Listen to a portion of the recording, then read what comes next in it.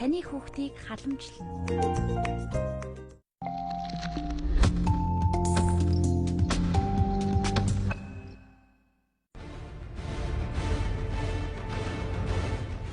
Оройн дэргүүцчтэй VTV-ийн шударгаар ток шоу нэвтрүүлгийн ээлж дугаар эхэлж байна. Уламжлалаар бид үзэгч та бүхэндээ бас нэг мас сонирхолтой зочныг өргөн оролцуулж байна. За өнөөдрийн миний ярих гэж байгаа сэдэв бол эмэгтэйчүүдийн хүчирхийллийн тухай. Буюу эмэгтэйчүүдийн сүүлийн үед одоо сошиал хүчтэй болсон цагаас хойш бас мэдээлэл сайн ирдэг боллоо. Ер нь эмэгтэйчүүдийн хүчирхийл, хүүхдийн хүчирхийл гэдэг бол бүр дэмдэж байна л да. Тэгээд энэ талаар ярилцахаар энэ ер нь энэнийг одоо өмөрч хамгаалдаг байгууллага байдığım үгүй юу? Энэ талаар ер нь юу хийдгийм бол эсвэл заавал одоо хүчирхийлүүлсэн хойно нь цагдаагийнхаа мөрдөж хайж олж авах шүүхийн ял өгөх ёстой юм уу? Эсвэл одоо энэ талаар анхаарч үйл ажиллагаа явуулдаг байгууллага байдаг юм уу гэдэг ингээд хайж үтсэн. За ингээд ерөөсөө яалчгүй л одоо Монголын эмэгтэйчүүдийн холбоо гэдэг байгууллага руу анхаарал төвлөрж орж иж байна. За ингээд манай өнөөдрийн зочноор Монголын эмэгтэйчүүдийн холбооны ерөнхийлөгч Батнасангийн оюун гэрэл өргөдөн оролцож байна. За намралтын өдрийн мэндийг бас танд хүргэе. Баярлалаа.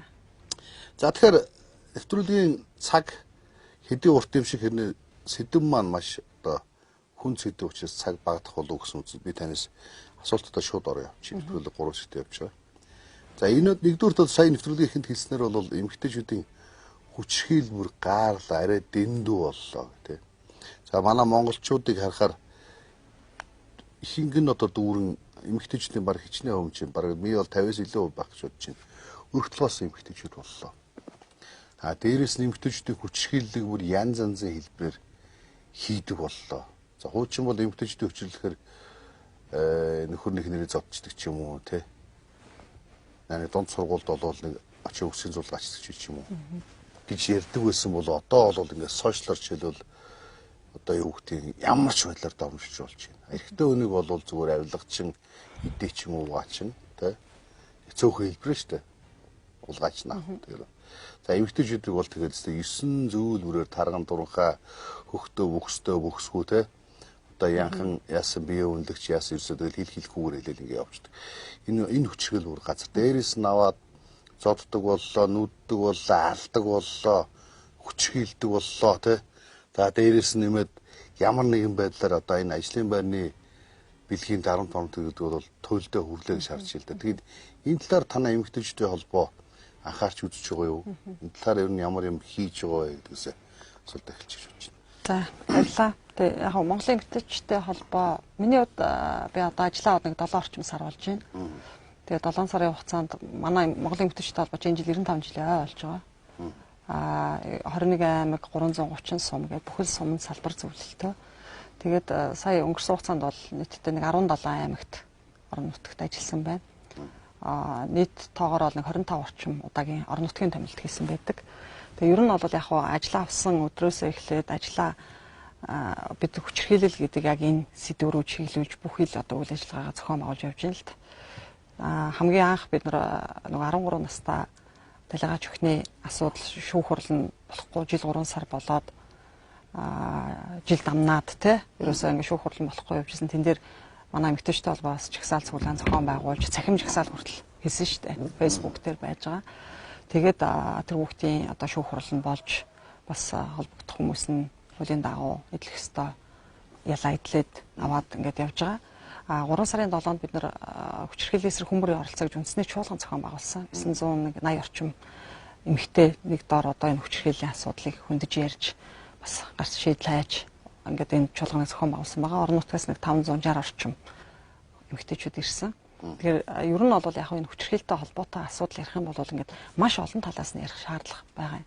Тэгэхээр энэ бага насны хүүхдийн хүчирхийлэлтэй холбоотой ялангуяа энэ хүчингийн гэмтгэрэгтэй холбоотой асуудал төр бид нар улсын хурлын даргын дэргэд нээлттэй сонсгол бас явуулсан. 2-3 удаагийн арга хэмжээнүүд зохион байгуулагдсан. Энд бас манай эмэгтэйчтэй холбоо орж байр суурь илэрхийлээд бид нар зөвхөн ялын бодлого яриад суугаад авах биш. Бид нар бол илүү өргөн цар хүрээгээр харах ёстой гэдэг ийм санал тавиад нийтдээ нэг 9 орчим хуульд өөрчлөлт оруулах асуудал бас нэг 9 орчим одоо энэ тэр хуультай холбоотой саналуудыг яриад байгаа. Ер нь бол яг хүчирхийллээр шийдэхгүй. Хүчирхийллийг бид нар соён гээгэр үлжиж шийднэ. Хүчирхийлэгч биш иргэн төлөвшүүлж иж бэлтэн тий. Тэгэхээр хамгийн суур асуудал бол одоо энэ гэр бүлийн асуудал. Өнөөдөр гэр бүл салалт жил иргэсэн 10% өсөж байна. 2018 оны байдлаар ихэд 2945 гэр бүл салсан. Гэр бүл салалт залуужж байна. Гэт ингээд айгүй олон асуудлууд яригдахаар байгаа юм л. Тэгэхээр бага насны хүүхдийн бэлгийн хүчирхийлэлтэй холбоотой асуудал дээр бид нар хүчирхийлэл үйлдэлсэн одоо тэр прокурорс хийсэн судалгаа байдیں۔ Хүчингийн эмт хэрэг хийсэн хүмүүстээр судалгаа хийгээд асуухад 40% нь ээжгүй өссөн байна гэж. Тэ? Үнэхээр үндсэндээ тэр хүмүүс эмэгтэй хүнийг хайрлах тэм сэтгэл зүйгүй байхгүй байна гэж үзэж болохоор байгаа байхгүй. Тэгэхээр тэр хайр инрэл гэр бүлийн одоо энэ халуун дулаан уур амьсгал тий одоо ээжийн аавын элэг бүтэн амьдрал элэг бүтэн амьдрал энэ одоо асуудал тулж эхэлж штэ. Тэрнээс үүдээд энэ хүчрхийлэлтэй холбоотой асуудал яригч. Тэгэхээр гэр бүлийн одоо энэ боловсролын тухай хууль бид бол гэр бүлийн үнцэнтэй холбоотой хичээлийн хөтөлбөрт заавал оруулах одоо ёстой гэсэн манай 9 саналын нэг нь тийм байна. Тэгээд боловсролын сайтад уулзсан. Боловсролын сайт яам дээр бол юу явж байгаа юм бэ? Монгол ёс одоо ёс суртахуунтай холбоотой хичээлийн хөтөлбөр хийгдэж явж байгаа юм байна. Энэ дээр яг гэр бүлийн үнцэнтэй холбоотой, гэр бүлтэй холбоотой манай эмэгтэйчүүд холбооноос бас 9 санал бас оруулж байгаа. Саналаа гаргаад явж байгаа.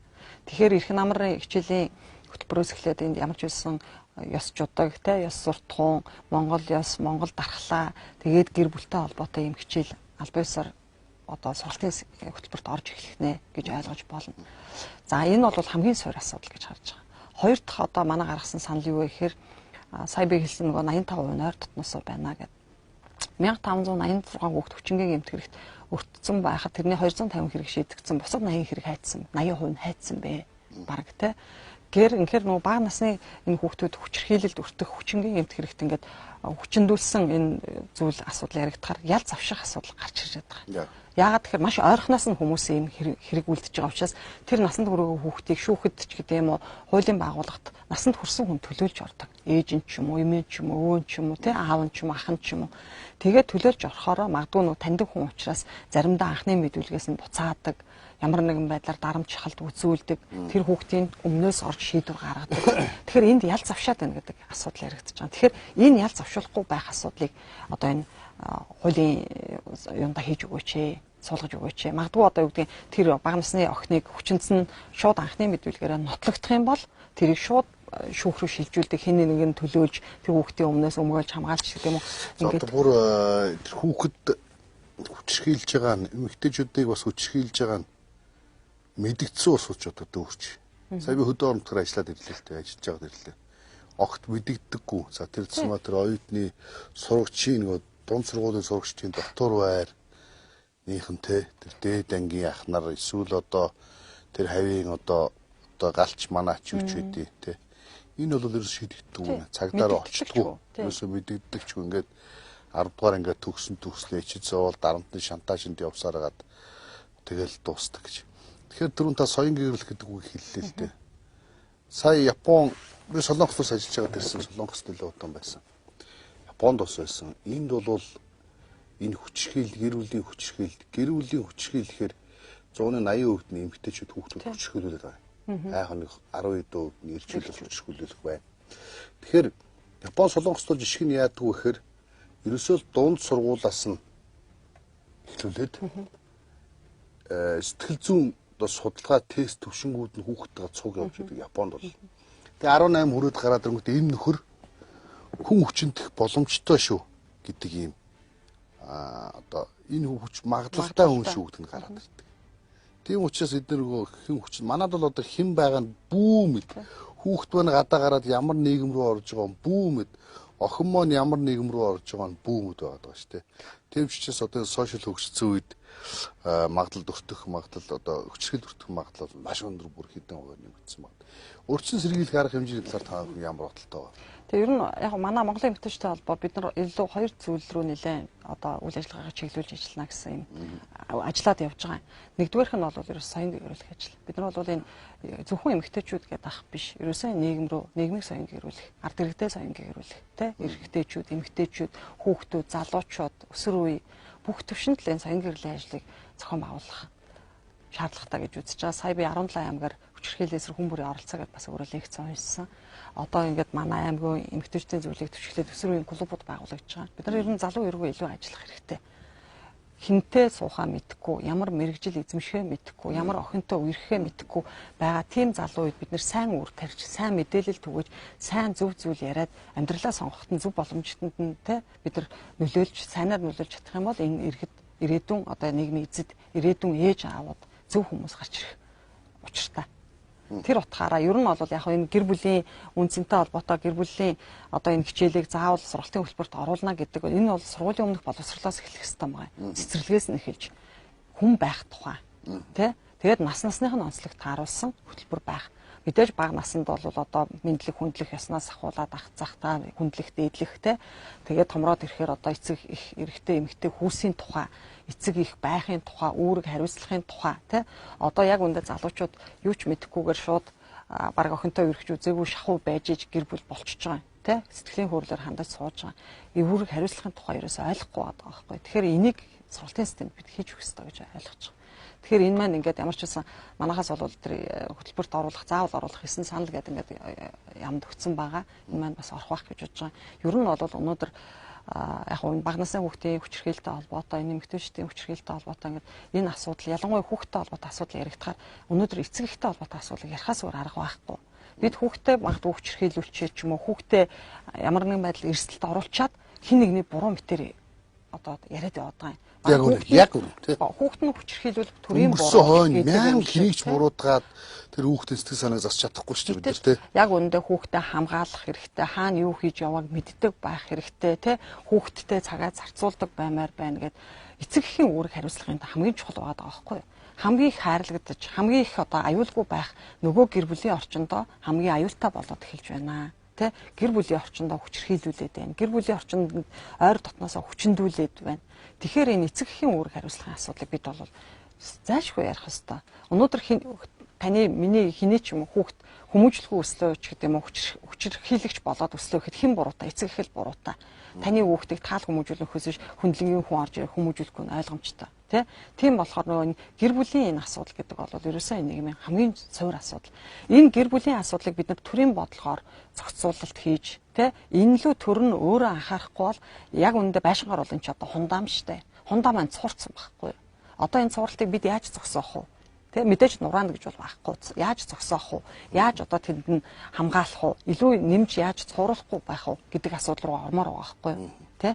Тэгэхээр энэ гэр бүлтэй холбоотой энэ хичээлийн хөтөлбөр бол үнэхээр ирээдүйн хүчирхийлэгч биш ээж аав, ирээдүйн хүн, ирээдүйн энэ нийгмийн эзнийг ерөөсөө тэр сургуулийн өмнөх боловсролоос нь ахуулаад бид бэлдэх ийм шаардлагатай байна. Би Монголын кейсүүдэд нэг хоёр кейс мэдхий.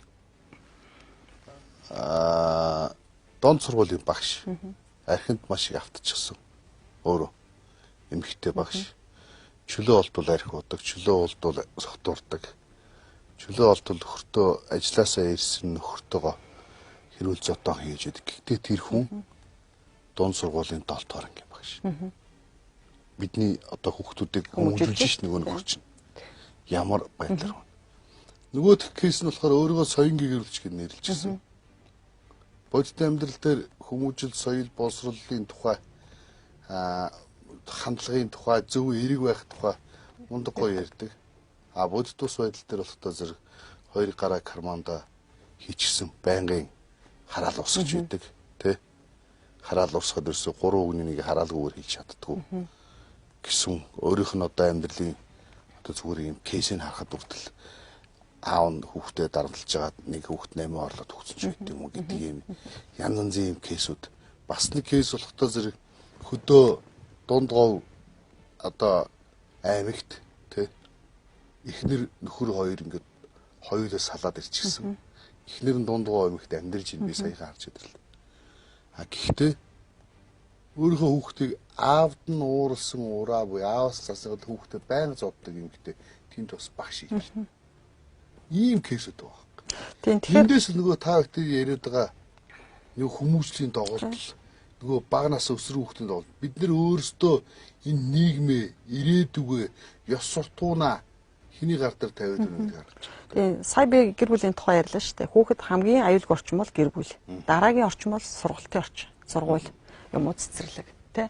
Тэгэхээр нэгдүгээр эцэг эхийн үүрэг хариуцлагыг сайжруулах хэрэгтэй. Эцэг эх ч гэсэн өөрснөө үүрэг хариуцлагатай болох хэрэгтэй. Хоёр дахь асуудал гэхээр яг сургууль хүмүүжүүлэгчтэй асуудал. Энэ бол ёс зүйтэй сургууль хүмүүжүүлэгчийн асуудал яригдмаар байна. Ёс зүйтэй. Тэ? Хүний хүүхдийг хүмүүжүүлж өөрөө хараад урсгадаг.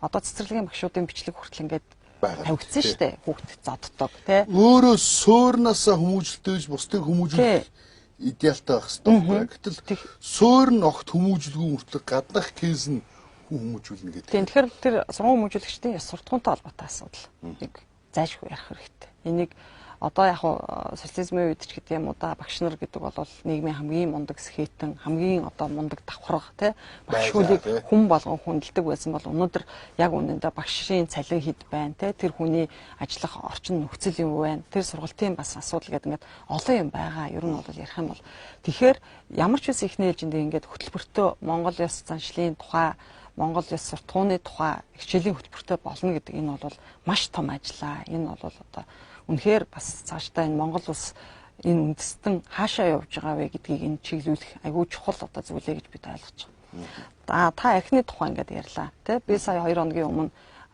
энэ албадан эргүүлжүүлэх байрны одоо хүмүүстэй цагдаагийнхантай ингээд уулзалт зохион байгуулсан. Баянгол дүүргийн төмөр замын дэргэд эмэгтэйчүүдийн одоо нөгөө эргүүлжүүлэх нэг байр байдаг. Тэгээд сүүлийн үед тэгээд тэдний одоо хүсэлтээр бас тэнд очиж тэр албан хаагчтай уулзаж санал солилцсон.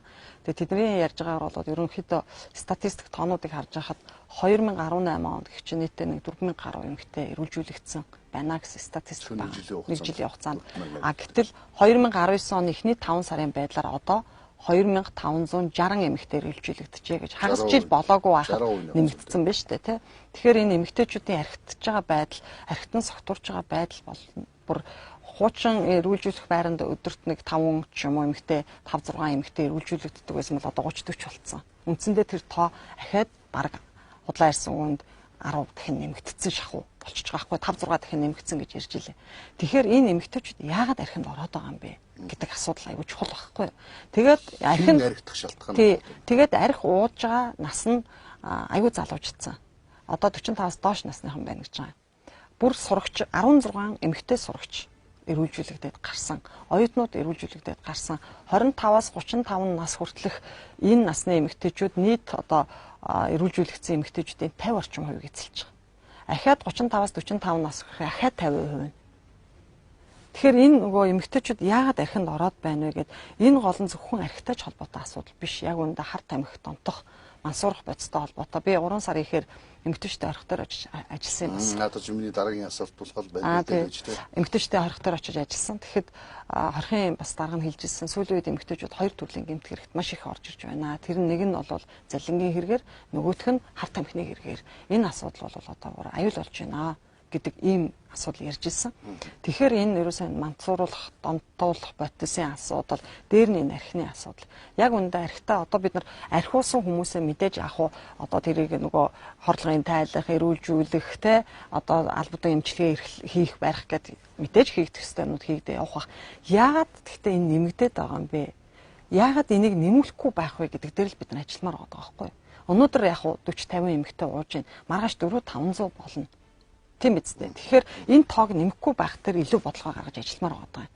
Тэгэхгүй тэнд мэдээж яг одоо тэр дүүргийн одоо тэр нийслэлийн цагдаагийн газрын хүмүүс бас хэлжлээ л дээ. Одоо энэ эмэгтэйчүүд тэгээд архиугаад ирэхээр ингээд нөхрөө зодож гин, хүүхдээ зодож гин, хүчрхийл үлдээд ирээд байна.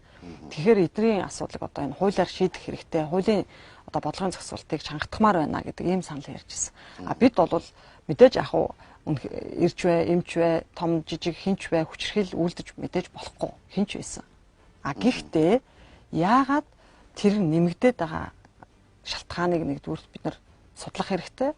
Хоёрдугаарт гэвэл нэмэхгүй байх дээр илүү анхаарал хандуулж ажиллах хэрэгтэй.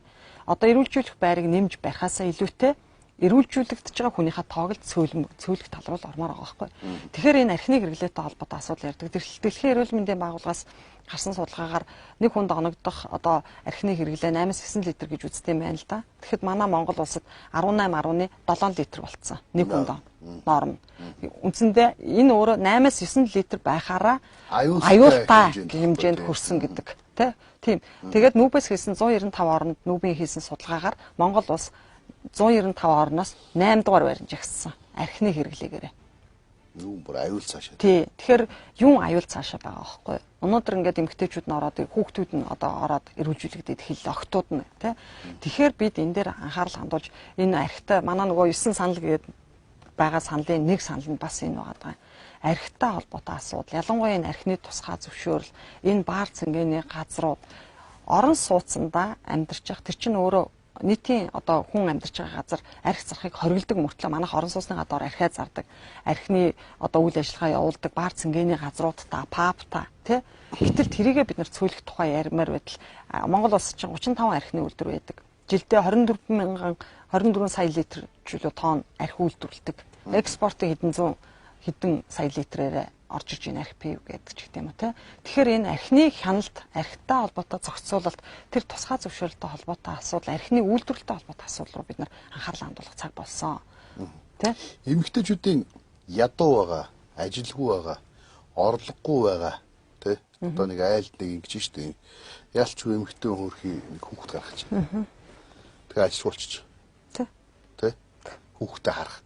Аав нь хүүхдээ харах бол Монгол хүний сэтгүүд хүүхдээ хардаг аав гэж байна.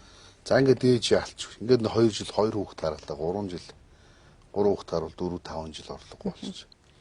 Энэ нь өөрөө мөнгөгүй, ажилгүй гэрт суугаад энэ нь өөрөө хүчрхийлэх гол шалтгаан болж байна гэсэн судалгаа гаргаж байна. Таны судалгаа гэсэн үг. Тий, ер нь бол яг ахаад нөгөө 9 саналаад би нэгээр нь яриад байна те. Бас нэг бидний гаргаж байгаа нэг санал бол эмэгтэйчүүдийн эдийн засгийн хараат бус байдал дээр анхаарал хандуулах хэрэгтэй. Эмэгтэйчүүд эдийн засгийн хараат байгаад хараа хүчрхийлд өртдөг. Хүүхдээ хүчрхийлүүлээд байгаад идэг. Тэ? Яг тэгэхээр тэр хүн эдийн засгийн хараат байгаад байгаа хөө. Гараад явъя таксины мөнгө байхгүй. Цусаа гарцуудад чи гараад явах таксины мөнгө байхгүй. Хаачгаа мөнгө байхгүй. Орох газар байхгүй тий. Эрдэнэтэд би ажиллаж исэн. Сая өнгөрсөн хавар 3 сард 4 сард би Эрдэнэтэд очиж ажиллахад олон улсын нэг байгууллагын хүмүүс надтай уулзсан. Тэгээ тэд нар юу гэж ярьсан бэ гэхээр бүтэн нэг кейс ярьж байгаа байхгүй. Эрдэнэтэд нэг эмэгтэй 7 настай охинтойгоо нэг залуутай гэр бүл болсон юм байна. 7 жилийн өмнө тэгтээ. Гэр бүл болоод 7 жил амьдарсан. Тэгэхээр тэр охин одоо 14 настай гэсэн үг шүү дээ. Тэгээд тэр хоорондоо тэр гэр бүл болсон залуутайгаа 2 хүүхэд дахиад гаргасан. 7 жилийн хугацаанд 2 хүүхэд төрүүлээд тэгээд одоо 3 хүүхэдтэй нэг гэр бүл байж байгаа байхгүй. Тэгээ олон улсын байгууллага одоо энэ дунд сургуулиудаар сэтгэл зүйчид яваад тэр төслийн байгууллагада сэтгэл зүйчид ажиллуулсан чинь сэтгэл зүйчид ажиллаж байгаа тэр 14 настай охиныг одоо нөхцөл байдлын тодорхойлоод мань хүнтэй сэтгэл зүйтэй нь ажилласаар яриулсан байгаа. Тэгээ юу гэж ярьсан бэ гэхээр нөгөө охин миний хойд эцэг намайг 7 настайгаас хойш 7 жил хүчинцээ гэдгийг сэтгэл зүйчд хэлсэн байгаа. За ингээд нөгөө сэтгэл зүйч олон улсын байгууллагын хүмүүс ээжтэй нь очиж уулзсан. Танаа одоо нөхөр таны охиныг 7 жил хүчинджээ. Та мэдэж байсан уу гэд одоо цагдаад хэлье гэд битээ хэлээч гэд уйлсан гэж байгаа байхгүй юу. Энэ залуу шоронд орчвол манайх яах юм бэ? Би яаж амьдрах юм бэ? Одоо энэ 2 хүүхэд нялах. Дээр нь манайх байрны лизингтэй. Би ажилгүй, орлогогүй. Тийм болохоор би яах юм бэ? Битээ хэлээч гэд уйлсан. Энэ шиг мянга байгаа гэж бод. Энэ бол нэг л юм. Тэгэхээр энэ эмэгтэйчүүдийн эдийн засгийн хараат байгаа байдлыг нь л илүү чадваржуулах, эмэгтэйчүүдийг хөгжүүлэх тал дээр нь бид анхаармаар байна. Яг үнэндээ заавал ингээд одоо юу гэдгийг мэдээж хүүхдээ гаргаад одоо Монгол улсад чи хүүхдээ хараа сууж байгаа 98,000 гаруй ээж байгаа. Өргөдөлгөөс нь 72,000 гаруй ээж байна. За хөгжлийн бэрхшээлтэй 110,000 гаруй иргэн байна гэд тэ. Тэгээд дээр нь одоо юу гэдгийг 55 нас хүрээд 50 нас хүрээд ч гэдэм эрт залуугаараа тэтгэврт гарсан эмэгтэйчүүд байна. Хөдөлмөрийн одоо чадвартай тэ. Гэхдээ тэтгэврт гарсан гэдэм үү. Ингээд ярихаар энэ эмэгтэйчүүдийг хөгжүүлэх асуудал дээр илүү анхаарал хандуулах хэрэгтэй гэж ойлгож байгаа. Одоо яг хүүхдээ хараа сууж байгаа ээжид 50,000 төгрөг өгдөг сарын тий 2 жил санагдчихээн. Одоо нөгөө халамжийн бид бол халамжийн бодлого мэдээж яг хүүхдээ хараа сууж байгаа ээжид өгөх байх. Гэхдээ тэр 50,000 төгрөг тэр хүн юу хийх вэ? Яг үнэндээ нэг бодол памперс аваад л дуусна. Тий? Гэтэл тэр эмэгтэй хэрвээ юм оёод сурчвал, юм хатгаас сурчвал, гэрээрээ үйлдвэрлэл эрхлээ сурчвал тэр эрхэлж байгаа оёсон дээлийг нь гаргаад зах зээл дээр борлуулах системийн төр хийгээд өчвөл их зүгээр байгаа. Тэгэхээр энэ эмэгтэйчүүдийг хөгжүүлэх тал, эдийн засгийн хараат бус байлгах тал дээр илүү анхаарлаа хандуулж ажиллах хэрэгтэй. Энэ бол тэр хүүхдээ хүчирхийлүүлээд байгаа энэ хүүхдийн хүчингийн асуудал эмэгтэйчүүдийн эдийн засаг ямар хамаатай мэй хүмүүс гайх бах. Хамгийн хамаатай. Сая бүхэл бүтэн бодит би жишээ дурдлаа штэ. Энэ өөр айгүй аюултай байгаа байхгүй. Тэгэхээр магадгүй тэр ээж өнөөдөр өөрийн гэсэн орлоготойч гэдэг юм уу те эсвэл гараад яваад хүүхдэд дагуулад хоноод очиж нэг буудлын мөнгөтөөч гэдэг юм уу байсан бол магадгүй тэр эмэгтэй төдийгөөс үдээ 7 жил тэр хүүхдэд дормжлуулаад байх байсан уу? Магадгүй би зүгээр тэр ээжийг мэдчихсэн байх гэж бодож байгаа. Тэ? Үгүй ч гэж магадгүй л дээ. Гэхдээ их хүний зэн совин гэж үүдэг. 7 удаа биш, 7 сар биш, чи 7 жилийн тухай асуудал яригдчих. Тэгээ түрүүн та хэлсэн хөдөө орон нутагт яг энэ мэдэгдээгүй маш олон байгаа. Өнөөдөр бид нар 1586 гэдэг тоо 2 жилийн доторх тэ ганц 2 жилийн судалгаа шүүхтэр цагдаа дээр очисон бүр мэдэгдсэн тооны тухай л ярьж байгаа. Мэдэгдээгүй мянгараа байгаа. Тэ? Тэгэхээр энийг бид өнөөдөр тэр нэг 1586 ч юм уу тэр нэг 250 нөхрийн толгойг таслаа шийдэхгүй. Бид цаашаа ийм хүмүүс гарч ирэхгүй байх нөхцөлийг л хийх хэрэгтэй. Яг үн. Тэ. Толгойн тасдуу, эрэгтний тасдуу хүүхэд өвчнөд байгаа. Эмэгтэйчүүдийг хэрцгийгээр хүч хилж байгаа. Энэ нөхдүүдийг одоо бол яг хуу төр бол ярьж л байна. Танаа хэлсэн хоорондоо ярьж явах төртөө шилж явах шүүх цагтаа төр бол нэг үл толгойн тасдээ цаазаар авъя. Тэ? Цаазаар авдаг болъё. Эсвэл эрэгтний тасдээ гэдэг. Тэгэхээр Япон солонгосын жишг бол айхтар юм байна. Тэрдэл дээр бол бүр ингээд бүх насаар нийгэмээр тус гаралдаг. Яг ялын хатуу бодлого бол байх хэвээр. Тэр нь одоо тэр судлаачт нь те тэр хуульчт нь ажиллаж байгаа тэр толгойн таслах юм уу нөгөө эрхтний таслах юм уу нэг юм болох л байх л да. Гямд нойрох юм уу те. Гэхдээ өнөөдөр манай мөрдөгдөж байгаа ялын бодлого байгаа юу гэж байгаа. Жишээ нь бага насны хүүхэд хүчнэх юм бол 25 жил хүртэлх насаар нойрох ял байгаа шүү дээ. Хатуу хангалттай хатуу бодлого бол байгаа. Гэхдээ энэ ялын хатуу бодлого гэдэг түрүүн биелсэн шүү дээ. Бид нар зөвхөн ялын бага насны хүүхэд хүчирхийлүүлсэн асуудал дээр ялын бодлого яриад байх биш. Бид нар илүү өргөн цар хүрээтэй харах ёстой гэж. Тэр утгаараа манайх энэ 910 санал гаргаад энэ те 910 танах бол яа гэж байгаа асуудал. Бид бол харин нэгдүгээрт тэр гэр бүлийн хичээлтэй болох сургалтын хөтөлбөрт гэр бүлийн үнцэнтэй холбоотой ер нь те эхнэр нөхрийн эрх үүрэг эмэгтэй эрэгтэй хүний те ингээд заа дээр яс уламжлалтай холбоотой гэдэг ингээд гэр бүлийн хичээл гэр бүлтэй холбоотой хичээлийг сургалтын хөтөлбөрт оруулдаг байх нэг санал. Хоёр дахь нь гэдэг юм бол ял завшуулахгүй байх асуудал гэд би түрүү ярьсан шүү дээ. 85% нь ойр дотны хүмүүс байгаа учраас энэ дундаас ял завшигч нар их байна. Магадгүй таны сая хэлсэн тэр хөдөөний гэд одоо тийм тэр нь магадгүй ойрхоноосоо байгаа учраас мэдсэн ч мэдээгүй дүрсгээд нэр төрөө боддог гэр орноо бод ах дүүгээ бод аав ээж бараг л ерөнхийдөө зөвхөн Улаанбаатарын бус орон нутгийн түүхэн дотор бараг л 80% нь би сэтгүүлчний хувьд буруу хэлж иж магадгүй уучлаарай. Хамаатныхаа нэг ахт яалгцсан те тэрний эндээ яалгцсан түүх бараг бүгдэнд нь 10 эмэгтэй тутмын нэг нь 15 наснаасаа доош бэлгийн хүчирхийлэлд өртөжсэн гэдэг судалгаа байгаа. 10 эмэгтэй тутмын нэг нь бага насндаа бэлгийн хүчирхийлэлд өртсөн гэдэг. Ийм статистик байгаа шүү дээ. Тэгэхээр хоёр дахь нь тэр ял завшуулахгүй байх асуудлыг. За гурав дахь нь тэр эмэгтэйчүүд эдийн засгийн байдал гэж байгаа. Энэ боломжийг бид нар зохицуулж шийдэж өгөх хэрэгтэй. Тэгэхгүй халамж гэдэг байдлаар хараа суугаад байх биш. Эмэгтэйчүүдэд хөгжүүлэх, сургах, мэдлэгжүүлэх, мэдээлэлжүүлэх, эргээд тэр бизнес өрхийн орлого одоо гэртээ дээл оёод тийм байцтай сууж байгаа тэр ээжийг магадгүй тэр дээлийн зах зээл гаргах тэр боломжийн төрөв нэгэд өчмөр байгаа байхгүй юу? Альсвал 5 ч 2 ч юм уу, тэр боломжийг нэгэд өгдөг. Тэгэх юм бол тэр хүүхдээ харангаа юм хийгээд байж болох байхгүй юу? Заавал одоо тэнд очиж ажил хийгээд авах биш. Альсвал энэ сургууль цэцэрлэгийн хүртээмжийг аюу сайжруулах хэрэгтэй. Одоо яасл гэж дээр үед байдаг байсан. Хүүхдүүдэд яасл өчөөд ээж нь ажиллаа хийгээ явдаг л байсан. Гэтэл одоо бол яасл байхгүй шүү дээ. За тэгэхээр энэ эмэгтэйчүүдийн эдийн засгийн байдал асуудал. За дараагийн нэг санал нь бол хөдөлмөрийн тухай хуульд одоо хөдөлмөрийн тухай хууль явж байгаа шүү дээ. Хуульд бид нөгөө өртөлгөөлсөн ээж аавууд тэр нь эрэгтэй эмэгтэй хүүсээр бол ярихгүй байгаа юм. Ээж аавуудыг энэ хөдөлмөрийн цагийн хуваарийг 30-30 минутыг өглөөний 30 минут, оройн 30 минутыг ажилласан цагаар тооцдог байгаа ч гэдэг ийм саналыг оруулж байгаа. Яагаад тэгэхээр өртөлгөөлсөн гэдэг эхнэр нөхөр хоёр бол нэгдүгээрт хоёулаа үүрэг хариуцлага хүлээчихэж байгаа хамт байхдаа. Дээр нь тэдний хамаатан садаа ээж аав гэдэг эн чинь бас ганц бие хүн болохоор одоо юу гэдгийг өглөө 8 цагт хүүхдэд цэцэрлэгт хүргэж өгөх үү 8 цагт ажил руугаа дандаа орцолж очих уу орой 6 цагаас манай Улаанбаатарын төвчрэл ямар вүлээ ер нь бол яг 6 цагт ажилд тардаг 6 цагт хүүхэд нь цэцэрлэгэнд тардаг тэгэхээр ажлаа тараад очих бусаар 8-9 10 11 болдог нөгөө хүүхдэн цэцэрлэг дээрээ сүлдээ муу үзэгдээд эцэг их нэрж авдаг ч гэдэг юм уу те. Иймэрхүү сэтгэл санааны хувьд хүртэл асуудал үүсч эхэлж байгаа байхгүй. Тэгэхээр нэг юм хөдөлмөрийн цагийн хуваарт энэ 30 минут нөгөө эмэгтэйчүүдийн хүчирхийлэлт нийгмийн хүчирхийлэл байхгүй юм те. Тэгэхээр 30 минутын нэг ийм үг ажилласан цагт тооцож одоо чөлөө олгодог байх ийм асуудлыг ярьж байгаа. За нэг өөр дараагийн нэг асуудал нь бол уртлагоос ээжүүдийн асуудал. Өнөөдөр Монгол улсад 72,000 гаруй уртлагоос ээж байгаа. А тэр уртлагоос ээжүүд дээр 36,000 гаруй насанд хүрээгүй хүүхэд байгаа. Түрүүн би хэлсэн 98,000 гаруй уртлагоос ээж аауд байна. Гэхдээ тэрний 72,000 буюу бараг 80-90% нь эмэгтэйчүүд байгаа. Уртлагоос ээжүүд. Аауд бол цөөн гэхдээ байна тий.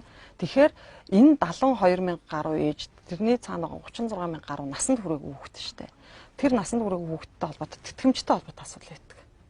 Тэ өнөөдөр одоо тэгээд шүүхийн шийдвэр гүйцэтгэлийн газраас асуухаар шүүхээр тэтгэмжээ тогтоолгосон мөртлөө төлөхгүй байгаа 80 гаруй хувь нь байдаг. Тэгэхээр бараг төлөхгүй байгаа байхгүй. Тэр нь яагаад төлөхгүй байна вэ гэхээр манай хуулийн хувьд сул байгаа. Одоо хэрвээ хүүхэд өөрөө 18 нас хүрчих юм бол хүн хэлцэх хугацаанд дуусаад тэр нь ширлээд нэг нөхөр 18 жил явхад л тэ одоо тэр хүүхдийн тэтгэмж төлөхгүй байгаа. Дээр нь зөрчлийн хуулиар за яг үнэхээр шүүхийн шийдвэр гүйцэтгэгч нь үнэхээр мундаг ажиллаад явлаа гэхэд зөрчлийн хуулиар нэг л удаа 100,000 төгрөгөөр торгуулдаг. Гэтэл сар болгон 100,000 төгрөг өгөөд ах уу ширэлж явж байгаа нэг удаа 100,000-аар торгуулах уу гэд. Тэгэхээр энийг төлөвлөдөг байх тухай асуудлыг хуулинд хийж өгмөр байгаа юм. Тэр нь одоо юу гэдэг нэг за 3 сар төлөхгүй байл сануулдаг те. За 6 сар төлөхгүй байл торгоод төлөвлөдөг. За энд ингээд ярихаар энэ хүн ч орлогогүй байхгүй юу? Энэ хүн чинь тийм юмгүй байхгүй юу гэдэг. Тэгэхээр тэр хүнийг тэгвэл одоо сайн дурын ажил хийлэгдэг те нөгөө нэг гадны улс орнууд чинь нийгмийн хариуцлагын хүрээнд налбатай ажил хийлгүүлдэг шүү дээ. Тийм байдал руу хийж тэндээс нь тэр тэтгэмжийнх нь авах асуудал. Яг үнэндээ энд уртлагоос ээжтэй холбоотой асуудал ярихаар ерөнхийдөө энэ ганцхан хүүхдийн тэтгэмжтэй холбоотой асуудал ярьж байгаа. Гэтэл тэр хүүхдийн боловсрал яах вэ? Эрүүл мэнд яах юм? Тэ? Гэт сэтгэл санааны охирол яах юм гэд маш олон асуудал байдаг. Гэтэл бид хэзээ ч тэрийг ярьдаггүй. Тэтгэмжийн ч хүртэл төлөвлөж чаддаггүй л улс байгаад байгаа байхгүй. Тэгэхээр ядаж тэтгэмжийн төлөвлөлтөг хуультай болёо гэдэг энэ нэг санал. За бас нэг дараагийн санал нь бол ерөнхийдөө энэ хүчирхийлэлд өртөөд байгаа түрүүн би хэлсэн шүү дээ. Хүчингийн хэрэг хүчирхийлэл гэдэг нь хоёр тустай юм аа. Бид бол ялын бодлого ярихдаа бэлгийн хүчирхийлэлд өртсөн хүүхдүүдийн тухай асуудал яриад байгаа. Гэтэл хамгийн сүүлд сая нэг 4 настай хүүхдийг хойд эцэг нь яаж зодов? Яаж нийгмийн дулаан болов? Тэ? Тэр бол хүчирхийлэл. Тэ? Зодож штэ. Тэгээд дээрээс тэрийг зодсон гэдэг мэдээг сонсож байгаа ээж болон хүчирхийлэл үлсэн гэсэн үг байна. Тий. Мэдээгээ сонссон ээж болон бүр хүүхдүүд дотор нь зовж байгаа шүү дээ яана гэдэг. Тэгэхээр одоо дээр нөгөө түрүүн би хэлсэн эцэгхийн үүрэг хариуцлагыг нэмэгдүүлдэг баймаар байна. Одоо гэр бүлийн тухай хууль эцэгхийн хариуцлагыг нэмэгдүүлэх хэрэгтэй. Бид бол хүүхдээ хүмүүжүүлэхэд бид нар өөрсдөө л хүмүүжүүлнэ. Өөр хинч хүмүүжүүлэхгүй. Тийм болохоор өнөөдөр магадгүй хүүхэд нь хүчирхийлэлд өртөгч гэдэг юм. Өнөөдөр хүүхдэд нэг буруу зүрх асуудал үүсэх. Эсвэл хүүхэд нь хүмүүжлгүй болж өсөхөд эцэгхийн оролцоо хамгийн чухал. Гэтэл магадгүй хүмүүжлгүй хүүхдийнхаа төлөө төрөөс асуудал нэгтгэж юм уу? Хин нэгэнд асуудал нь ялзаадаг ч гэдэг юм. Ийм байдал руу бид ормооргүй байгаа. Тэгэхээр гэр бүлийн тухай хувьд түрүүн би хэлсэн хуучин бид хүүхдээ танихгүй хүнээс хамгаалдаг байсан бол өнөөдөр бид нар эцэг эхээс нь хамгаалах шаардлага үүсч эхэллээ. Нийгмийн шаардлага тийм болохоор энэ эцэг эхтэй холбоотой энэ хариуцлагын асуудлыг бас хуулиар нь хийж өгөх нь зөвөө гэж харж байгаа. Одоо бас нэг анхаарал татж байгаа асуудал энэ хүний наймаа. Тий. Манай төр засаг юу бодож байгаа одоо цагтаас эвлэхийн юм бодж л байгаа л. Бацандан гишүүний өгсөн сүүлчийн ярилцлага дээр хар тамхины мафиуд Монголд ирчээ авч өгнө гэдэг ярьслага өгсөн. За энэ хар тамхины хэрэглээ бол авирагтай болсон гэж. Одоо яг бид нөгөө ахуйд нойртон байх болохоор харахгүй болохоор мэдэхгүй байгаа л да. Тэрээс хүн болгон л хэлж байна хар тамхи Монголд амар боллоо шүү. Тэгээ түрүүн би хэлсэн шүү эмэгтэйчүүд ойрохтоор ажиллахад тий хамгийн их эмэгтэйчүүд гэмт хэрэгт орж ирж байгаа юуны нэг нь хар тамхи байна. Дээрээс нь нэмээд энэ сүүлийн үед фэйсбүүкний одоо постуудыг гаргаад нэг 3-4 хуудас иргүүлснээр өнөөдөр ч гэсэн нэг хүүгийн зураг байсан. Тэгээд за та бүхэн яаралтай одоо шеэр хийгээрэй те. Энэ хүүхэд энэ хүү алхалчод шүү гэх те. Биний сонсон тоогоор жилдээ 200 хэдэн хүүхэд алга болсноос төд нь огт ор сураггүй алга болсон гэдэг тоонд байгаа. 40-50-аар. Тэгээ хүүхдүүд ор сураггүй алга болж байна. Дээрээс нь сүүлд бас дөрөв нэвтрүүлгийн өмнө тавт ирсэн аимшигтай мэдээлэл нь эмэгтэйчүүд биедээ Монголд байж байгаа жирэмсэн болоод тэгээд ургаа аваачиж эрээн дээр аваачиж зарж байна гэдэг. Төрж гаргаж абортоор янз янзын хэлбэрээр ураг зардаг болсон маань. Энэ одоо аимшигтай муухай багташгүй ийм юмнууд л сүүлийн үед чихэн нүдэн сонсогдож эхэллээ л дээ. Тийм. Энэ талаар таах ямар мэдээлэлтэй. Яг харт амигтай холбоотой асуудал болвол үнэхээр энэ анхаарахгүй болохоо байсан. Тэ? Ялангуяа эмэгтэйчүүд их ороод байна гэдэг нь эмэгтэйчүүд өөрөө тээвэрлэгч байгаа. Тэр утгаараа магадгүй ороод ахыг үүсэхгүй. Энэ амьдралын ядуугаас болж ерөнхийдөө. Тийм. Эдийн засгийн л асуудал. Тэгээд манайх Монголын эмэгтэйчүүдтэй холбоо сая бид нар 90 салбар зөвлөө байгуулсан байгаа. 90-д нэг 3 орчим мянган иргэн одоо орчин суудгаа гэсэн юм тоо байдаг юм бэл. Тэгээд 90-ний эмэгтэйчүүдийн одоо холбоотой бид хамтарч ажиллаж байна л да. Тэгээд тэн дээр юу яригдж байгаа вэ гэхээр яг 90 лөө жишээ нь одоо 7-оос 10 хоногоор хятадын хиллийг даваад 7-оос дэшээ хоногоор тэнд одоо хугацаар тэгэхээр жоох удаан хугацаагаар байх гэдэг чинь тийм хүмүүсийг заавал бэлгийн одоо замын юуны шинжилгээнд оруулалт юм байна. Хуулиараа. Хятадын хуулиар. Гэтэл одоо сая энэ 90-д байгаа монголчуудыг ялангуяа эмэгтэйчүүдийг гэж байгаа нөгөө нэг шинжилгээнд хамруулъя гэхээр хамруулсан юм байна л да. Тэгээд тэд нар болохоор ингэдэм байна. Судалгаагаа юу гэж үздэг вэ гэхээр хамрагдсан хүн бол мэдээж өвчтөй өвчхөн тодорхой гараад ирнэ. Тэ? За тэгээд дээр мэдээж тэр чинь урагтай байна уу, ураггүй байна уу, бэлгийн замын өвчтөй байна уу, өвчгүй байна уу, тэ? Ер нь энэ хүн ямар нөхцөл байдалтай байна гэдэг нь харагдах нь шүү дээ. Хамрагдаагүй хүнийг өвчтөйд шууд тооцдог. Яагаад тэгэхээр өвчтөй учраас зугтж байгаа гэдэг ийм одоо байдлаар бид нар хамрагдаагүй хүмүүсийг зугтсан гэж үзээд шууд өвчтөй гэж тооцдгоо гэдэг. Гэтэл яг энэ дээр юу яригдсан бэ гэсэн чинь 10 эмэгтэй шинжилгээ өгөхөд 10 өвчтөй гарсан гэж, бэлгийн замын өвчтөй гарсан гэж. Тэгэхээр энэ нөгөө бэлгийн замын асуудал гээд түрүүн та нэг ураг тэгээд гарах асуудал гээд ярьж л. Энэ дээр зүгээр яг одоо мэдээж хийцэн бол статистик байдгүй мэлээ л дээ. Зүгээр тийшээ ороод ингээд яриад монголчуудтай уулзсан ч хятадтай уулзсан ч монгол эмэгтэйчүүд хилд авч орж ирээд ургаа 10 сая 20 сая 30 саяар зардаг гэж байгаа байхгүй. Хүний ам тэ тийм үнгүй болцсон. Аимшигтай. Ээж нь охиноо биеийг үнэлүүлж байна. Ээж охин хоёр нийлээд биеийг үнэлж байгаа. Гэт маш олон асуудлууд ярьдаг. Тэгээд дээр нөгөө харт амигтай холбоотой асуудал. Тэгэхээр энийг бид үнэхээр энэ одоо бодлогын түвшинд маш одоо өндөр хэмжээнд анхаарч энэ дээр бол ерөөсөө төр одоо маш том бодлого гаргах хэрэгтэй гэж бодож байгаа. Сая хичээл дипломат төлөөлөгч яав те хэдэн тооноор баг хэдэн килограммаар нь чөлөө харт амиг тээвэрсэн хэрэг гарсан. Энэний цаана юу явж байна вэ? Өнөөдөр магадгүй Монгол харт амхийг одоо дамжин өнгөрөх цэг байсан бол баг одоо энд чинь тэ дамжин өнгөрөх биш түгээдэг цэг нь болоод сууж гин үү? Хэрэглээний төв болж гин үү? Ялангуяа залуучууд маш их орж ийн, эмэгтэйчүүд орно гэдэг өөр аюу аюултай байгаа байхгүй. Тэгэхээр тэр талаасаа. За нөгөө талаасаа нэгэнт яг бэлгийн замын өвчтөй холбоотой асуудал яригдсан юм чинь энэ тэмбүүтэй холбоотой асуудал одоо бид нар яриа сууж шít хамгийн өрөвдөлтөө нь 21-р зуун дэлхийн ертөнцийн дижитал аж үйлдвэрийн 4-р хувьсгал тэ яасан ийсэн дижитал дэлхийд амьдарч ийн гэдээ бид нар хөөрөл хөрсгөлөө суулсан мөртлөө 100 жилийн өмнөх улаан тариагаа яриад сууж байгаа ийм амар нийгэмд бид нар сууж байна. Тэгээд яг мэрэгчлэтнүүдийн ярьж байгаа бол одоо чинь тэмбүүч гэдэг юм уу ийм бэлгийн замын өвчин гарч байгаа энэ бол айгүйх ядуурсны шинжил гэж ярьдаг юм байл л дээ. Тэгэхээр нөгөө ухамсарын асуудал тэгээд ажилгууд айгүй олон юм байна. Тэгэхээр энэ дээр ерөөсөө энэ соёнгийн эрүүлэх ажлуудыг бид нар бол маш сайн хийх хэрэгтэй. Өнөөдөр магадгүй яг тэмбүүтэй хүмүүст улаан тариа хийлээ гэхээр мэдээж тэд нар эрүүлээ болон цаашаа түгээх гэх юм айгүй зогсох хэдий ч гэсэн ерөөсөө энэ иргэдэд мэдлэгжүүлэх, мэдээлэлжүүлэх ажил дээр бол онцгой анхаарах хэрэгтэй л гэж ойлгож байна. Эрүүл мэндийн тал дээр тэ өөр одоо эдийн засгийн тал дээр боловсрал. Тэгэхээр мэдлэгжүүлэн, мэдээлэлжүүлэн ч гэдэг юм уу чадварчуулна гэхээр заавал Харвардын диплом ч юм уу эсвэл МУИС-ийн мундаг том дипломын тухай ярих хэрэггүй байхгүй. Зүгээр л хүнээ хөгжүүлэх, зөв сайхан харилцааны тухай, гоё хоолоо хийгээд сурчдаг тухай, магадгүй дээлээ оёо сурчдаг тухай ч гэдэг юм уу те. Тэр иргэн болгоныг л бид нар боломжоор өөрснөө айгуу соёлжуулах, мэдлэгжүүлэх, мэдээлэлжүүлэх тал дээр илүү бас анхаарч ажилламаар байгаа.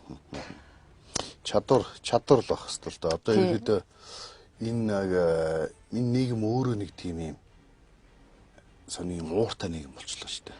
Яг одоо энэ арай дорой буурай хүчгүй эмгтээчүүдээ хин дуртай доромжилж хараад савж идэг. Харин энэ сошиал медиа дээр би нэг бас нэг юм хэлмээр байгаа. Тэр нь юу вэ гэхээр за нэгдүгээрт одоо энэ бага насны хүүхдийн ялангуяа бэлгийн хүчирхийлэлд өртсөн хүүхдтэй холбоотой манайхан ингээд зургийн тавиал, баг нэрийн дурдаал, тэр аймгийн, тэр сумын, тэдгээр ангийн сурагч, тэр овогтаа тэр гэд ингээд зарлчж байгаа байхгүй. Тэр хүүхэд цаашаа үргэлжлээд амьдрах эрхтэй.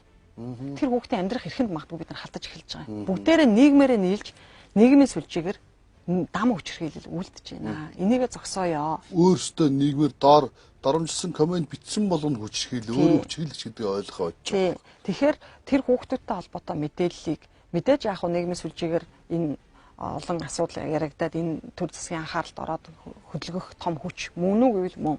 А гэхдээ тэр хүүхдийн нэр устаан тэгэл Монгол жижиг нэг сумын төвд ч гэдэг юм уу нэг аймгийн төвийн сургуультаа ангитай зарлаа ачаар бүгд мэдчихэж байгаа шүү дээ. Мэдхгүй байсан хүмүүс бүгд мэдчихэж байгаа. Магадгүй тэгэнгუут нөгөө хүүхд чинь амьдрах хүсэлгүй амьдрах боломжгүй болж эхлүүл яах вэ? Тэ? Энэ чинь нөгөө хүчндүүлцээ охин явж штэ. Энэ тэр штэ гэдэг ингээ бүгд яриа сууждаг. Нэгдүгээрх нь. Хоёрдугаарх нь гэдэг юм бол одоо тэр алга болсон мэдээллийг би бас яг үндэ жоохон хувийнхаа хувьд бас жоохон эмзэглэж хүлээж авдаг байхгүй. Яг тэгэхээр тэр олддгүй юм байж та гэдэг сэтлийг хэн нэгэнд өгөх вэ? Эн чинь ингээд улгаалаад энэ хүүхдээ аваач зарчхаар олддгүй юм байна. Олж чаддгүй юм байна.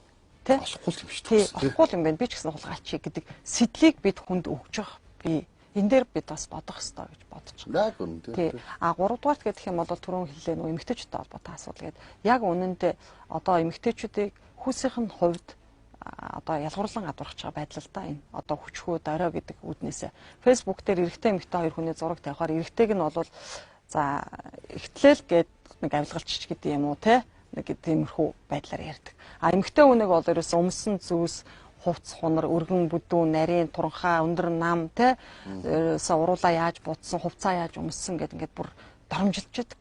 Дээр нь одоо ялангуяа шийдвэр гаргах төвшний эмэгтэйчүүд гэдэг юм жоохон олонний танил болсон эмэгтэйчүүдийг хин нэгэн эр хүний өөрлөө авч хийдэг. Наа чин тэрний нууц амраг, энэний нууц амраг тэгж явдаг, ингэж явдаг гэд яг харсан мэт ярьдаг. Энийг бид бол одоо болох хэрэгтэй. Яагаад эмэгтэй хүн өнөөдөр 21-р зуунд мундаг зөндөө олон эмэгтэйчүүд байгаа. Яагаад өөрөө улс төрөөр энэ карьер хийж болохгүй байгаа юм? Яагаад заавал хин нэгэн эрэгтэй хүний өөрт орж улс төр хийгээд байгаа юм? Яагаад заавал би дааж гой том бизнес хийж болохгүй байгаа юм те? Бас л нэг хүнээс дэмжлэг авч хийх ёстой юм уу? Яагаад тэр эмэгтэй өөрөө мундаг одоо урлагийн од өөрийнхөө те чадлаараа дуу хоолоогоор ч гэдэг юм уу авьяасаараа гараад иж болохгүй юм гэж те. Яхаараа заавал эрэгтэй хүнтэй холбот юм бэ? Тэгэхээр энийг бид нэр ир эмгүү хөшин залууг бас бодох хэрэгтэй. Эмэгтэйчүүдээ ингэж доромжил дайрдаг бас болмоор байгаамаа. Яг үнэндээс та үнэхээр эмэгтэй хүнийг бол ерөөсө өсний үзүүрээс нь хурууны үзүүр хүртэл нь баг өчилж гоочилж дэвлэхэж доромжилж яадаг. А гэтэл эмэгтэй хүн гэдэг чинь арай өөр байхгүй. Эрэгтэй хүнийг бодоход эмэгтэй хүн илүү их ачаалал дааж амьдэрдэг. Магадгүй завгүй байгаад өснө мухаа гараад ирснэг хэн мэдхүү те. Магадгүй одоо юу гэдгийг ялангуяа одоо энэ сүүлийн үед энэ улсын хурлын нэг 13 эмэгтэй гишүүнтэй холбоотой ингээл тиймч мухаа хувцсамжиж ингэж жар заацсан тэгчиж те баг ингэсэн гэл ингээл доромжлоо сууж байгаа. Гэтэл тэд нар цаанаа ямар ажилтаа явж байгаад юу хийж байгаад орж ирснийг хэн бид мэдэхгүй штэ. Хөдөө орон нутагт тамилтаар явж гин өдөр шөнөгүй явж гин олон удаа яваад ирэхээр нүрний бүдэр хүртэл шингэхэл байдаг л байхгүй юу те. Тэгэхээр тэр хүний гадаад үзэмж одоо юу гэдгийг сайн муу сайхан муухайтай холбоотой албан тушаалтаа холбож одоо доромжилж дээрлэхэж те ялгуурлан гадуурхатгаа бол одоо бас манайхан болох хэрэгтэй байхаа л гэж бодсон. Үзэгчтэй охин ч гэсэн анхаарал би бас сэтгүүлчдийн хувьд гадаадын олон орноор явдаг. Сая оюуны бол одоо дотор эмзэглүүлмээр үнэхээр хэцүү тэр зэсмэ бодууштай зүйлүүдийг ярьлаа. За сошиалын ертөнцид ч гэсэн ингээ харахад манайг бол фейсбુકийн хэрэглээ. Европын орнууд хөвчлэн хүмүүс нь хөвчлэн фейсбુકгүй байдаг. Аз төвөр яг фейсбુક за тэгээд нэг Орос Монгол бити хийх ажилгүй буурны орнууд ажилгүйчдийн дунд их өгсөн аппликейшн тийм ер нь ажилгүйн аппликейшн. За тэгмүү тэн дээр хүүхдийн зургийг тавьдсан. Та хүүхдийн зургийг Facebook дээр ямар хөөрх юм бэ? Facebook бол таны гэр бүлийн альбом биш. Хүүхдийн зургийг ямар хөөрхөн бэ тавьдсан байгаа. Таны хүүхдийн зургийг хараад цаана хэн нэгэн гаж донтон одоо тэ өөрийгөө хангаад хүүхдийн зургийг хараад хангаа сууж явах магадлал маш өндөр байдаг. Хэн нэгэн гаж донтон дараачийн алах хүүхдийн тоонд таны хүүхдийг оруулсан байх магадлал их өндөр байдаг. Facebook-оор сайхан ярьж өстэй танилцсан годомжийн хүн танилцаад таньдаг хүн шиг таа. Сайн байна уу сайн гэж танаа гэрийн чи яа нөхөр чин шаран тайлагдаа юу хүүхд чин цэцэрлэгээсээ ирээ юу те оройны ол чин тэгээ бүх амьдралын мэдэд хөтлөө хайсан чин хэн бэ гэсэн би Facebook-ны чин найз байна гэд ээж чин толгоо өвдөх нь гайгүй болоогүй юу те Аав чинь хөл идэх чинь үгээд ингээ нөгөө фэйсбુક дээр бүх юм тоочод болохоор хин нэг зүгээр годомжлын хүмүүс бүгдийг мэдчихэд. За дээрэс нэмээд энэ ихнэр нөхрүүдийн харьцаанд ч гэсэн би аюух юм боддог. Миний хань надаа ийм юм бэлгэлүү. Тэ доор нь баярлаа хайраа гэж комент хийсэн. Нөгөө хоёр чинь гэртээ зэрэгцээ сууж байгаа шүү дээ. Би тэр хүмүүсийг мэдрэл муутай юм болгож боддоо шүү дээ. Энэ нь сэтгцийн өвчний бас нэг хэлбэр واخхой. Энэ юуг хаана олон нийтийн хэрэгслэр жишээлбэл одоо хийж яхаар те тэгснэ онцлогийн орныг ийм л баймаар байна гэхээр ороод дэрэ хараймаар тэр доор мороо ингэ бичсэн жах шүү дээ. Ингээд энэ танаа гэр бүлд юу болж байгаа та бүхний сэтгэхүй сэтгэл зүйн байдал чинь буцаад таныг болон таны үр хүүхдийг хүчрхийлд өртөх маш өндөр магадлалтай байждаг. Хоёрдугаар тэрийг та хоёр наад юмудаа хоорондоо ярихгүй бол хоёрын энэ харилцаа чинь бусад маш муухай харагддаг шүү дээ. Энийг бас бодож байгаа энэ хүчрхийллийг бид нар өөрсдөө төрүүлдэг шүү ихэнх тохиолдолд. Тэгээ ингээд өнөөдөр нэвтрүүлгийг таны үгээр өндөрлөе гэж бодож байна. Тэгээ баярлалаа. Ямар ч гэсэн тэгээд ер нь бол хүчрхийлэлтэй холбоотой асуудал одоо бол бид дижитал дэлхийд баг амьдарч байгаа дижитал дэлхийн шилжилтийн эргэн үед амьдарч байна шүү дээ. Тэгэхээр мэдээж яг нүүр ном фэйсбુકтай холбоотой асуудал, сошиал медиатай холбоотой асуудал ярихаар миний орон зай би өөрийнхөө одоо нүүр номоор юугаа тавих чамд ямар хамаатай гэдэг асуудлыг хүмүүс аягүй их ярьдаг ер нь бол. Гэхдээ та зүгээр хэрвээ хүүхдтэй холбоотой яг үндэ гэр бүлийнхаа нандин харилцаатай холбоотой энэ дэлхийн нийтэд хүртэл чинь асуудал болоод бүрхэл бүтэн баримтат кино гараад уран сайхны кино хүртэл гаргацсан шүү дээ. Энэ айлын хүүхд хідэн цагт ирдээ, энэ айлын эхнэр нөхөр хідэн цагт ирдээ, хүүхд нь өдрийн хідэн цаг нь эзгүй байдیں۔ Тэ хүүхд нь юунд дуртай, юунд дургүй, ямар үед эднийг хоолоо иддэг, ямар үед хүүхд нь ганцаараа байдаг гэдгийг хин нэгэн та бид бол аюулыг гэрт нь хүн орж ирээд одоо хүчрхийлэл гэдэг чинь өөр болцсон. Гудамд ч юм уу те барьж аваад зодохыг хүчрхийл гэж хардаг байсан бол өнөөдөр таны барьж байгаа энэ дотор ч хүчрхийл гэдэг юм аль үшээ магадгүй танаа гэрт ороод ирэхэд суудсан байхыг бид бол мэдэхгүй. Тийм болохоор зүгээр яг хүүхд чухтай холбоотой ч гэдэг юм уу энэ нарийн нанд мэдээлэл дээр бас зүгээр нэг анзаараад анхаарад явчихад бол бас илүүдэхгүй байх гэж бодож байгаа. Хоёрдугаарт гэх юм бол ер нь энэ дээр би бас нэг анхааруулад бас нэг жишээ хэлчмээр санагдчихээн л да. Тэрний үг хэрэг сошиал медиа гэдэг одоо энэ цахим нийгэмд бид амьдарч штэ. Цахим нийгэм, цахим дэлхий гэдэг те. Энтэй холбоотой нөгөө нэг сая миний хэлснээр гудамд заавал яг ингээд хүчрхийл гэхээр харж аваад бариад зодоод те нүдэн дээр болж байгаа үйлдэлийг мэдээж мөн. Гэхдээ одоо энэ сошиал медиа, энэ фэйсбુકийн цахим нийгэм, дижитал дэлхий дээр бид амьдарч байгаа энэ цаг үед нөгөө цахим хүчрхийлэл, цахим хүчин, цахим заллингийн ингээд гэмт хэрэгүүд хүртэл цахимжаад эхэлсэн. Арангаан аймагт би бүр одоо нэг юмыг ингээд юу яа гэж бодож байна. Арангаан аймагт 13 настай нэг охин фэйсбુક чатаар нэг залуутай танилцсан байгаа юм. За ингээд 3 сар тэр хоёр харилцсан хоорондоо чатаар. Тэгээд тэр охин дурлсан байгаа тэр залуудаа. Нөгөө залуудаа дурлаад 3 сарын дараа хотод уулзахаар болсон. Нөгөө залуун чи хүрээд ирээ гэд. За ингээд хотод нөгөө охин чинь юу ч мэдэхгүй жоохон хүүхэд ч та 13 настай тий. Итгээд амар гоё юм бодоод нөгөө дурлцсан хүүхэд чинь хотод хүрээд ирсэн нөгөө залуу нь авч яваад машин дотор 3 хоног хүчиндээ тавьчихсан. Ийм гэмт хэрэг гарсан шүү дээ. Тэгэхээр өнөөдөр ээжүүд, аавууд, та бүгд те танаа хүүхэд өнөөдөр гэрээсээ гарч ийн уу, гарахгүй байна уу, найзуудтайгаа уулзч ийн уу, уулзахгүй байна уу, нийгмийн харилцаанд орж ийн үгүй юу гэдгийг бас анхаарахд бол илүүдэхгүй л гэж хэлээд байна. Яагаад тэгэхээр энэ утсаа бариад одоо эцэгчүүд юу гэдэг чигтэй. Манай хүүхд ерөөсө гэрээс гардаггүй шүү дээ. Компьютер ардл байж дээ. Манай хүүхд ерөөсө өрөөнөөсөө ч гардаггүй. Тэ айгүй сайн хүүхэд гэдэг. А гэтэл таны сайн хүүхдийн чинь тэр цаана тэр бэлгэцийн цаана ямар муу хүмүүс байгаа вэ гэдгийг бид мэдэхгүй яваад байгаа байхгүй. Энэ бодит жишээ нь бүхлөтийн ингээ хүчингийн хэрэг үлдсэн. Одоо бараа юм чи худалдаж авч үгүй ийм ч гоё юм танд зарыг тийм ч гоё юм ингээ гээд мэдээд тий аав гэдэг ч гэдэг юм уу те. Эргээд энэ өөрөө ингээд хүүхдийг хүчрхийлсэн. Сая өчигдөр бас фэйсбુક дээр нэг юм авчихлаа шүү дээ. Тэрний юу гэхээр та машинаа гаргашаа гаргатгаач гэж шүнчлөө дуудсан. Тэгээ гараад очсон чинь барьж аваад зодтсон гэд. Тэ гих жишээ нь ингээд аюулыг бид өөрөөр харах цаг болцсон байгаа. Тэ энэ барьж байгаа утас энэ дотор технологийн давуу сайн талууд зөндөө байна. Бид бол одоо юу гэдгийг ёстой нөгөө энд яриа сууж байгаа энэ яриаг дэлхийн аль ч өнцөг болонд хүргэх боломж байна. Технологиор бид нар асар олон асуудлаа шийдэж гин. Одоо ингэж сууж байгаа ганц 2 секундын дотор бид нар мобайлдаад мөнгөө шилжүүлчих гин, бараагаа худалдаад авчиж гин, тэ бүх юм онлайн гоё. Гэтэл энэний яг сул тал нь юу гэхээр магадгүй хүчрхийлэлтэй холбоотой нийгмийг өдөөн турхирсан асуудалтай холбоотой энэ лүү бид илүү бас анхаарах цаг болцсон гэж бодож байгаа.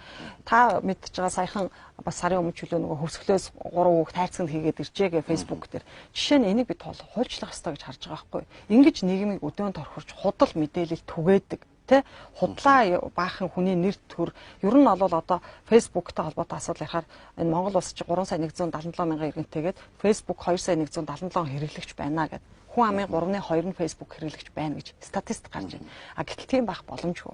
Тэгэхээр энэ яаж юм тэгэхээр хуурамч нөгөө фейк аккаунтууд гэдэг юмнууд гараад ирсэн.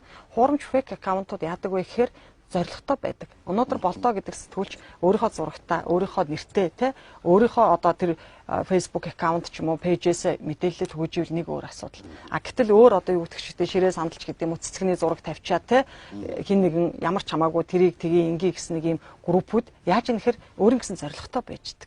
Эдгээс бүгд шууд аюул. Тэр нь өөрөө ерөөсөө ингээд хин нэгэн лөө дайрдаг, гутаан доромжилдаг те өөрийн зоригтой байждаг. Магадгүй одоо юу гэдгийг зарим нь зөв мэдээлэл одоо гоё мэдээлэл ч түгэж байгаа пэйжүүд байгаа. Гэтэл тэрний цаана их сурвалж юу байна вэ? Тэ тэр эзэнтэй юм мөн үү биш үү гэдэг. Гэгч нэ эднэр дээр илүү анхаарч. За ингээд манай өнөөдрийн шударганы ток шоу нэвтрүүлэгт Монголын эмэгтэйчдийн холбооны ерөнхийлөгч Батнасангийн оюун гэрэл өргөдөн оролцлоо. Надад нэг асуулт байсан.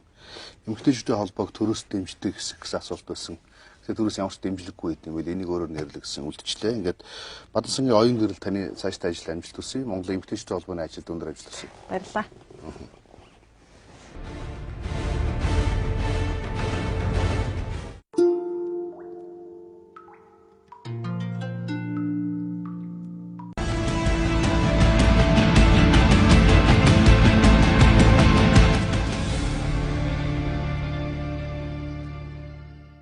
Энэ их мөнгөийг яаж олоод байна? Энэ их мөнгө гэхээр ямар хаана юу харагдав? Чи чи бүр алаад ах юм. Том хаустай чин, айхтар том машинтай чин, дугаар чи одоо бүр манай байрыг худалдаж авлаа бүр аллаа л да. Танай хамтлаг ус одоо чиний хувийн цомгоос чи ашиглчвал чи уурлах уу?